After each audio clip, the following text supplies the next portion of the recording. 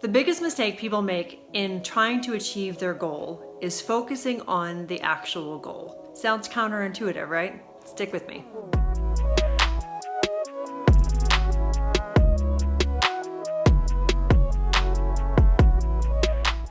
Hi, I'm Tasha Skillen. I help productivity junkies and personal development fans transform their go busy lives into an easygoing, meaningful, purposeful, and guilt-free life by rebelling against arbitrary rules that don't align with who they're really meant to be. If you haven't already subscribed, go ahead and click that now, and make sure you hit the little bell so you are the first to know when another video drops. Go ahead and let me know where you're watching this from today as we start to learn about where our audience is in the world, and let's get right into it. Most people think that the harder you focus on your goal, the more successful you're going to be. That is the worst advice that has been passed down for generations, and continuing to believe that is actually going to hurt you and prevent you from reaching your goals. I get it. Everyone says that the hardest working person in the room is the most successful. Get up earlier, stay up later, work when other people are sleeping, you can sleep when you die, work through lunch. It's everywhere. But if that were true, then everyone who worked 80-hour work weeks and talked about their sales numbers constantly would be millionaires, right?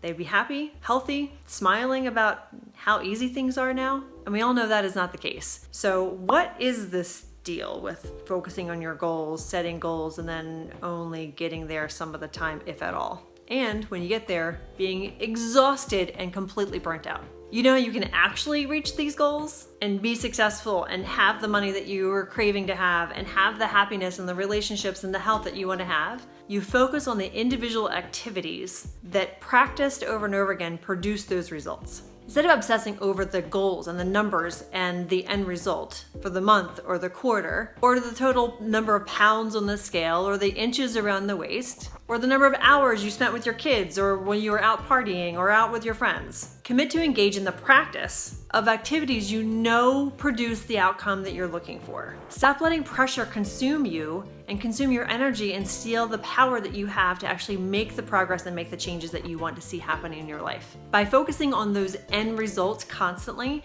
you're stealing attention from the moment that you're in. And this is where mindfulness is really, really powerful in your experience, in your personal life and your professional life. There's a time and your place in your daily life to be mindful and connected to the vision of where you are going. But the looping thoughts of, am I enough? Am I doing enough? I need to do more. I need to work harder. I could squeeze some more work time in here. I can squeeze some more squats in here. And then the fears that are looping as well. I don't want to feel like failure again. What if they see me fail? What if I don't make it? They've got to stop. That is killing your actual progress. For many years, I was in a party plan business. Those of you who are familiar with, you go to a party, you buy some stuff after someone talks to you about the products and what problems it can solve for you, and then you go home and your stuff comes with you or gets sent to you later on. We had sales goals that we set as a team and as individuals, as a company, quarterly, monthly, weekly, daily, according to what party we were going to. And when I focused on hitting those specific numbers, when I was focusing on hitting $6,000 a month, $10,000 a month, $100,000 for the year, it stressed me out. I was feeling so much pressure to somehow magic up those numbers. How was I going to make it to that number at the end of my deadline that I have for myself? I always was working. I always felt stressed, and I never felt like there was a time where I could stop and just breathe. Then I discovered that focusing on the daily activities and practicing, coming back to the things that I know always produce the end result, eating vegetables more than anything else produces a healthy result for my body. Exercising 4 or 5 days a week reduces my anxiety significantly. Rather than worrying about something that's happening in the future, about something that I have no control over when it actually shows up, I can do the things that I know produce the same results for me every single time on a daily basis as a practice versus being focused on something that's weeks or months or years ahead of us. This allows your mindfulness and your awareness of what's happening right now to be in tune with what's happening and creating choices that are aligned with that daily practice. So instead of focusing on the sales goals for the end of the month, the end of the quarter, I started focusing on the things I could do each day that produce those results.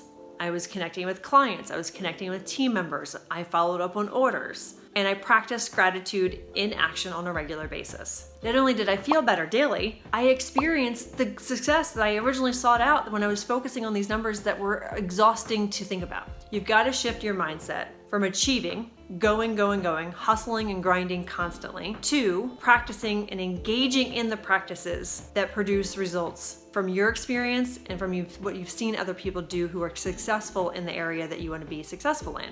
So really the work you need to do is determine what the key activities are that always add up to the result you're looking for. And this will allow you to create the vision you can imagine for yourself when you have successfully met these goals. So let me ask you, do you really want to hustle and grind every day? Is it possible that you're doing that hustle and grind because you don't know what these actual activities are when it comes to having a personal financial goal, a health goal, a relationship goals with your family, with your significant other, with your kids, with your friends? Do you have these goals? And if not, maybe that's where you start. If you do have some idea of what these goals are, what are the activities that you need to engage in on a regular basis to improve your ability to actually show up for those goals and to meet that person that you're going to become by practicing these specific activities? What are these activities that you can do every day that always produce similar results or the exact result you're saying that you want? Do you want to create a life that is fulfilling and peaceful and calm and energizing, or do you want to keep grinding